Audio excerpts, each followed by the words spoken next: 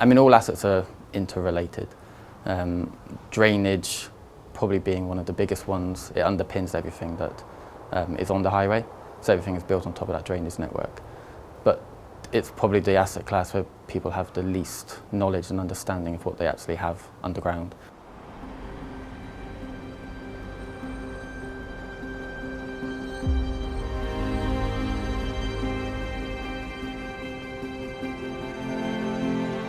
The pipework for the drainage network was probably laid 100 years ago in some built-up urban areas.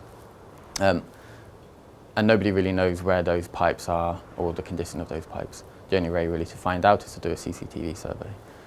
We're working with a partner to take those CCTV surveys, map those pipes that have been identified through those CCTV surveys and identify the defects. And that's all being done using AI.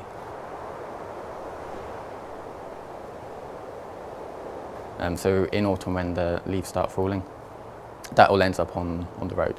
And then as the rain starts falling as well, that kind of washes all those leaves down towards the gullies and towards the drainage and can block up those gullies, causing surface water flooding and further blockages down through the actual gullies themselves.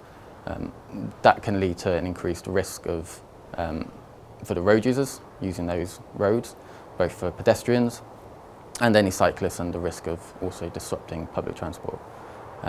Trees also can have an impact on the pipes themselves if they're hidden underneath the road, where the roots have gone down through and cracked the pipes. And then all of that water that is escaping from that pipe can wash away the ground underneath the road and cause sinkholes and depressions.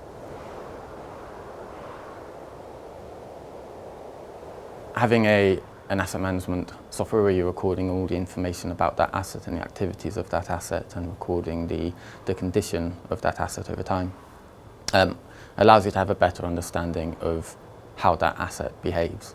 If you have that understanding of how it behaves historically, you can start to project how that will behave in the future, and then you can manage that asset and manage your proactive maintenance based on the historical trends of that asset. So, for instance, gully cleansing, typically people might go out every year, every 6 months to clean a gully. If they know that every time they go out to clean that gully, it's always empty, doesn't need cleaning, you don't need to clean it every year. Maybe you can do it every 2 years, every 3 years. But you need to have that information somewhere stored, accessible to be able to make those decisions. I mean, one of the big benefits of moving to a digital form of asset management is being able to have more access to data, and that data being more open to all users within the local authority, both from high-level directors who are looking at just high-level KPIs and SLAs, down to users on site who are just trying to complete their jobs, fill potholes, empty gullies, but being able to do that in the most efficient way. Digitisation doesn't mean cost saving in terms of losing staff. It's ensuring that the staff that you have are being as efficient as they can be in what they're doing, and it frees up time for them to go and carry out some of the other tasks that maybe they haven't been able to do. For instance, you maybe don't need to have crews coming into the office every morning to receive job sheets and job packs and things like that. If they can receive all that on a digital device, on a mobile phone, then they can just go straight out on site, be more efficient, get more work done,